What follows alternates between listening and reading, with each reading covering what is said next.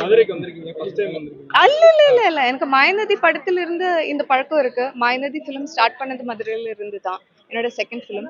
இப்போ அன்னைக்கு ஸ்டார்ட் பண்ணுச்சு. எல்லா ஃபிலிமும் ஸ்டார்ட் பண்றதுக்கு முன்னாடி அம்மாவை ஒரு வாட்டி வந்து பார்ப்பீங்க. அப்புறம் இப்படி ஒரு ஃபிலிம் ஸ்டார்ட் ஆக போகுது. எனக்கு 21st இருந்து ஒரு புது ஃபிலிம் ஸ்டார்ட் ஆக போகுது. இப்போ அதனால வந்து பார்த்துட்டு போற அந்த பழக்கம் இருக்கு. எனக்கு அம்மாவை ரொம்ப பிடிக்கும். இப்போ படம் நேத்து ரிலீஸ் ஆயிருக்கு. எப்படி மக்கள் ஏத்துக்கிறாங்க? அது இப்போ ஓடிட்டு தான் இருக்கு. குடும்ப ஃபிலிம் இல்லையா, ஃபேமிலி ஃபிலிம். அதனால நல்லா வரும்னு நான் நம்புறேன். அடுத்து என்ன படம் பண்றீங்க?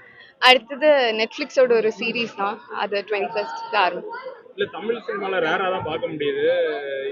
இல்லவே இல்ல. எனக்கு தமிழ் சினிமால தான் இப்போ நிறைய ஆப்பர்ச்சுனிட்டிஸ் கிடைக்குது. தமிழ் தான் பண்ணிட்டு இருக்காங்க. தக் லைஃப் நேத்து ட்ரெய்லர் லான்ச் ஆயிருக்கு. ஆமா.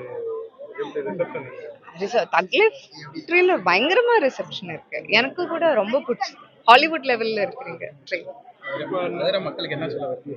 எனக்கு ரொம்ப பிடிக்கும் மதுரை ஊர். எனக்கு ரொம்ப பிடிக்கும். பயங்கரமா பிடிக்கும். அம்மாவை பயங்கரமா பிடிக்கும்.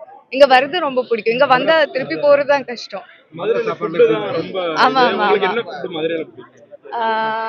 நான் வெஜிடேரியன் தான். அதனால இப்போதைக்கு வெஜிடேரியன் தான். அதனால ஜாஸ்தி சாப்பிட மாட்டோம். எஸ்பெஷலி மதுரை வரும்போது எல்லாம் டெம்பிளுக்கு தான் வர்றீங்கல்ல.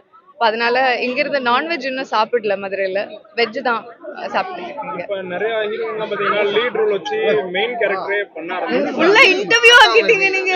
அந்த மாதிரி பண்ண ஆரம்பிச்சாங்க. உங்களுக்கு அந்த மாதிரி ஏதோ ரோல் வந்திருக்கா?